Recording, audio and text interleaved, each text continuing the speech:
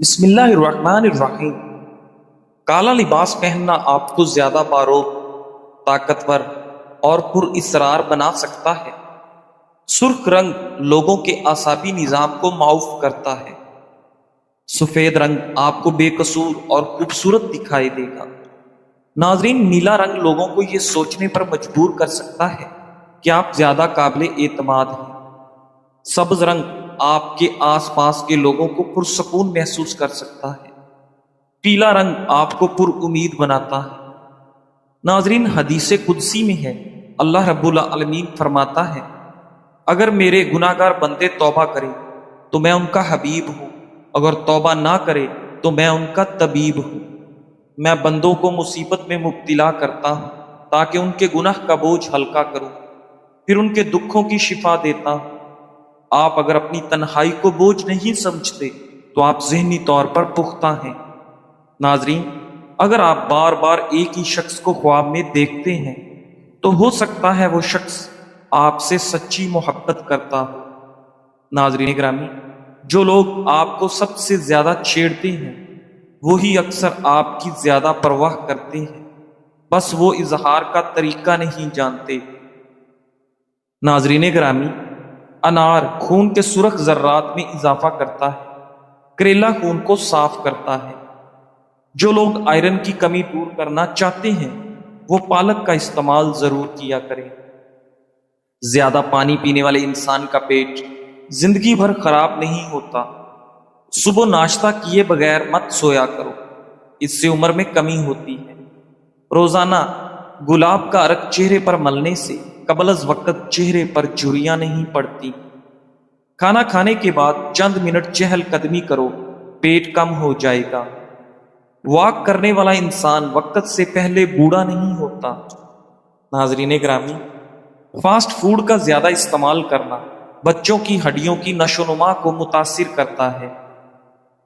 ناظرین گرامی، مصنف ابن ابی شیبہ کی روایت میں ہے کہ حضرت اسامہ بن شریک رضی اللہ تعالیٰ عنہ سے روایت ہے، کہتے ہیں کہ کچھ دیہاتیوں نے رسول اللہ صلی اللہ علیہ وآلہ وسلم کی خدمت اقدس میں حاضر ہو کر دوائی کے استعمال سے متعلق سوال کیا تو آپ صلی اللہ علیہ وآلہ وسلم نے فرمایا، اے اللہ کے بندو، دوائی استعمال کرو، کیونکہ اللہ تعالیٰ نے بڑھاپے کے سوا کوئی بھی بیماری نہیں اتاری مگر یہ کہ اس کے ساتھ شفا بھی نازل کی ہے۔ ناظرین، دوسری روایت میں ہے، حضرت انس رضی اللہ تعالیٰ عنہ فرماتے ہیں کہ رسول اللہ صلی اللہ علیہ وآلہ وسلم نے ارشاد فرمایا، یقیناً اللہ تعالیٰ نے جہاں بیماری پیدا کی ہے دوائی بھی پیدا کی ہے، پس تم دوا استعمال کرو۔ ناظرین گرامی، سکن کی بے رونقی سے پریشان ہو تو رات کو بادام کا تیل لگا کر سو جائیں، صبح چہرہ صاف اور فریش محسوس ہوگا۔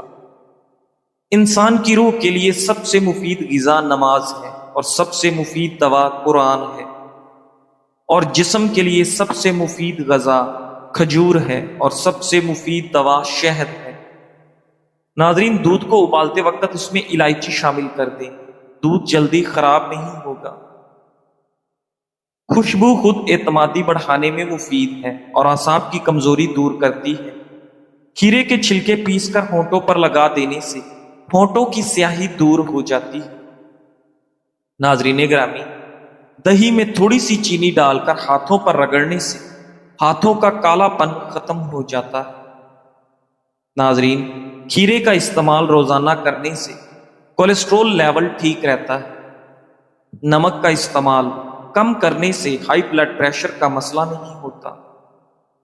ناظرین گرامی، حضرت حذیفہ رضی اللہ تعالیٰ عنہ سے روایت ہے، کہتے ہیں کہ حضرت علی رضی اللہ تعالیٰ عنہ ایک آدمی کے پاس اس کی عیادت کے لیے تشریف لے گئے تو آپ نے اس کی کلائی میں دھاگا دیکھا۔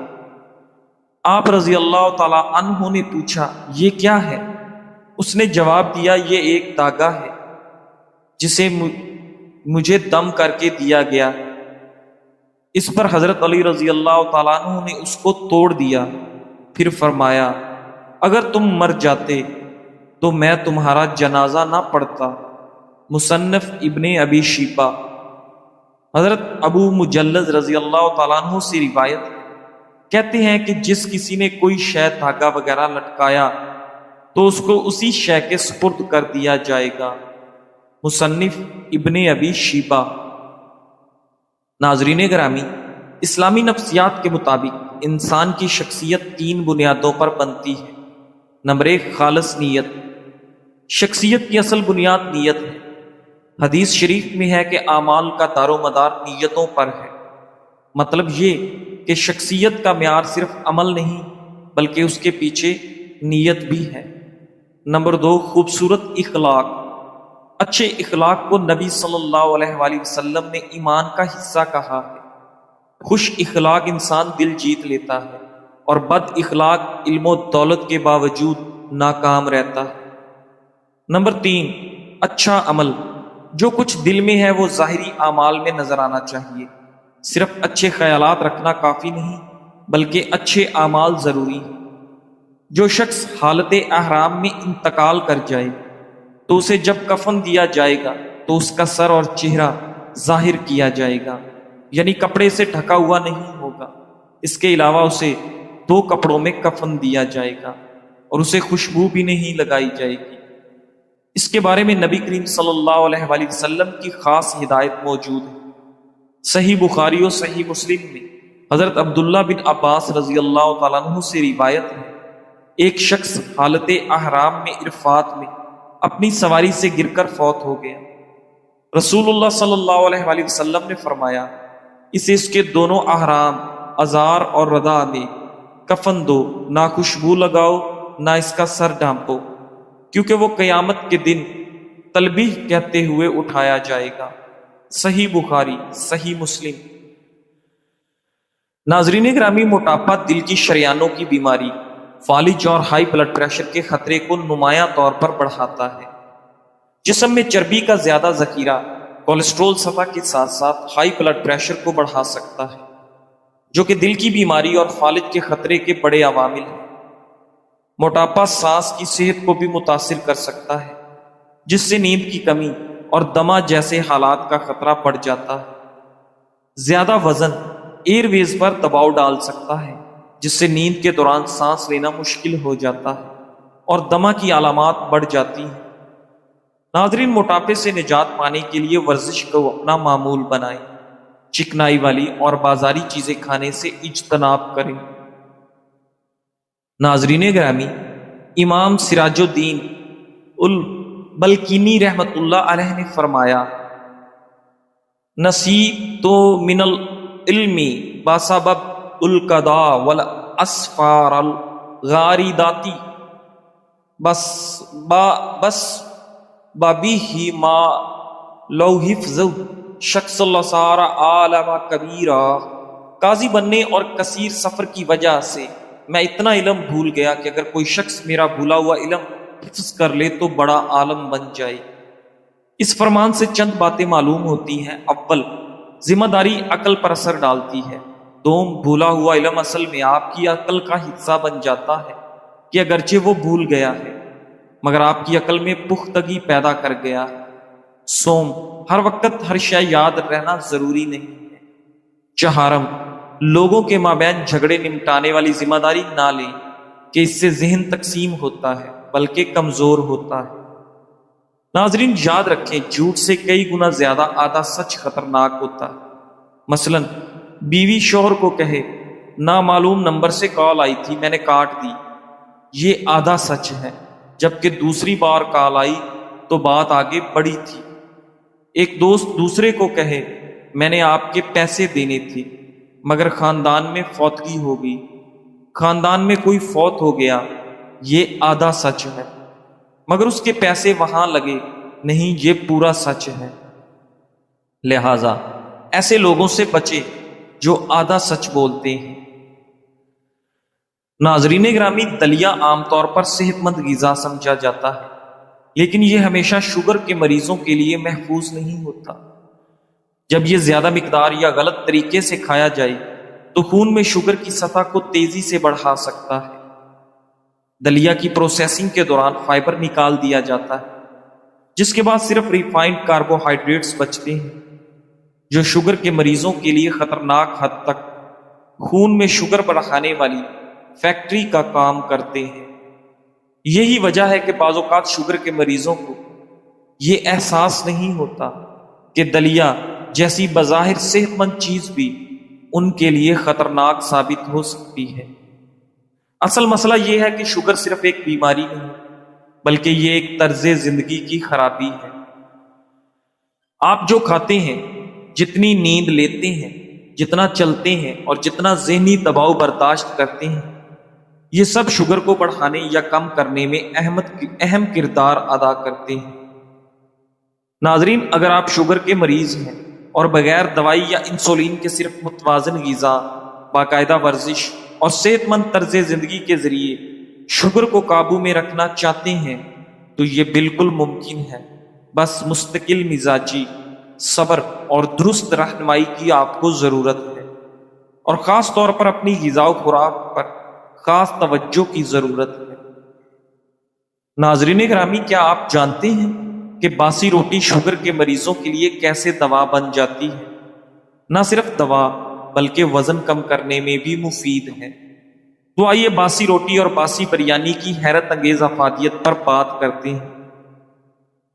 ناظرین، ہم عام طور پر باسی کھانے کو کمتر سمجھتے ہیں اور تازہ روٹی یا بریانی کو زیادہ ترجیح دیتے ہیں، لیکن سائنس یہ بتاتی ہے کہ باسی روٹی اور باسی بریانی میں کچھ ایسے فوائد پوشیدہ ہیں جو خاص طور پر شوگر کے مریضوں کے لیے فائدہ مند ہو سکتے ہیں۔ تازہ روٹی اور باسی روٹی میں فرق: جب روٹی تازہ پکتی ہے تو اس میں موجود نشاستہ آسانی سے ہضم ہو جاتا ہے اور فوراً گلوکوز میں تبدیل ہو کر خون میں شامل ہو جاتا ہے۔ یہی وجہ ہے کہ تازہ روٹی کھانے کے بعد خون میں شوگر لیول تیزی سے بڑھتا ہے، لیکن جیسے ہی روٹی ٹھنڈی ہو کر باسی ہو جاتی ہے تو اس میں موجود نشاستہ کی ساخت بدل جاتی ہے جو آنتوں میں فوراً ہضم نہیں ہوتا، جس کی وجہ سے شوگر فوراً خون میں جذب نہیں ہوتی اور فطری طریقے سے شوگر لیول کم ہو جاتا ہے۔ ناظرین، باسی روٹی میں موجود نشاستہ پری بایوٹک کا کام کرتا ہے، یعنی آنتوں کے اچھے بیکٹیریا کو خوراک فراہم کرتا ہے۔ یہی صورتحال باسی بریانی کے ساتھ ہے۔ باسی بریانی کھانے کے بعد شوگر آہستہ آہستہ جذب ہوتی ہے، پیٹ زیادہ دیر تک بھرا ہوا محسوس ہوتا ہے، وزن کنٹرول کرنے میں مدد ملتی ہے۔ ناظرین، تازہ چپاتی 100 گرام میں تقریباً 200 گرام کیلوریز ہوتی ہیں۔ یہی چپاتی جب باسی ہو جاتی ہے تو کیلوریز تو تقریباً اتنی ہی رہتی ہیں، لیکن ان میں سے 10 سے 15% حصہ نشاستہ میں بدل جاتا ہے جو مکمل طور پر ہضم نہیں ہوتا اور توانائی میں تبدیل نہیں ہوتا۔ یعنی باسی روٹی سے جسم کو تھوڑی کم کیلوریز ملتی ہیں اور شوگر کا بوجھ بھی کم ہوتا ہے۔ ناظرین، شوگر کے مریضوں کے لیے فائدہ یہ ہے کہ شوگر کا لیول اچانک نہیں بڑھتا، زیادہ دیر تک بھوک نہیں لگتی اور آپ کی آنتوں کی صحت بہتر رہتی ہے۔ ناظرین، باسی روٹی یا بریانی ہمیشہ فریج میں محفوظ کریں اور کھانے سے پہلے ہلکا سا گرم کر کے استعمال کریں۔ 24 گھنٹے سے زیادہ پرانی روٹی یا بریانی استعمال نہ کریں تاکہ بیکٹیریا یا فنگس کے خطرات نہ ہوں۔ ناظرین گرامی، جیسے زہر جسم کو آہستہ آہستہ کمزور کرتا ہے، ویسے ہی گناہ دل کو بیمار اور سیاہ کر دیتے ہیں۔ ابتدا میں شاید اثر محسوس نہ ہو، لیکن وقت کے ساتھ ساتھ یہ دل کو سخت اور روح کو بے چین کر دیتے ہیں۔ ابن القیم رحمۃ اللہ علیہ فرماتے ہیں، گناہ دل کے لیے اندھیرا ہے، اور اندھیرا جتنا بڑھتا ہے دل اتنا ہی اللہ سے دور ہو جاتا ہے۔ گناہوں کے چند نقصانات: دل کی سختی جیسے مٹی کا پتھر بن جانا، عبادت میں بوجھ محسوس ہونا، دعا میں رکاوٹ آ جانا، خیر اور برکت کا ختم ہو جانا۔ ناظرین گرامی، گناہوں سے بچنے کے 4 طریقے: نمبر 1، گناہ کے موقع پر اللہ کو یاد کرنا۔ نمبر 2، نیک لوگوں کی صحبت اختیار کرنا۔ نمبر 3، قرآن اور ذکر سے دل کو زندہ رکھنا۔ اور نمبر 4، گناہ کے بعد فوراً توبہ اور استغفار کرنا۔ ناظرین گرامی، ذہنی اور جسمانی سکون کے لیے یہ چند کام ضرور کریں۔ اللہ کا ہر وقت شکر ادا کریں، دن کی پانچوں نماز وقت پر ادا کریں، ہر لمحہ ہر وقت اپنی زبان پر اللہ پاک کا ذکر جاری رکھیں۔ ناظرین، کسی کا دل مت دکھائیں اور سب کو خوش رکھنے کی کوشش کریں۔ زندگی کی پریشانیوں میں صبر سے کام لیں۔ جو بھی آپ کا دل دکھائے، اللہ پاک کی رضا کے لیے اس کو معاف کر دیں۔ خود کو خوش رکھنے کی کوشش کریں، کیونکہ خوش دل انسان دوسروں کو بھی خوش کرتا ہے۔ جزاک اللہ۔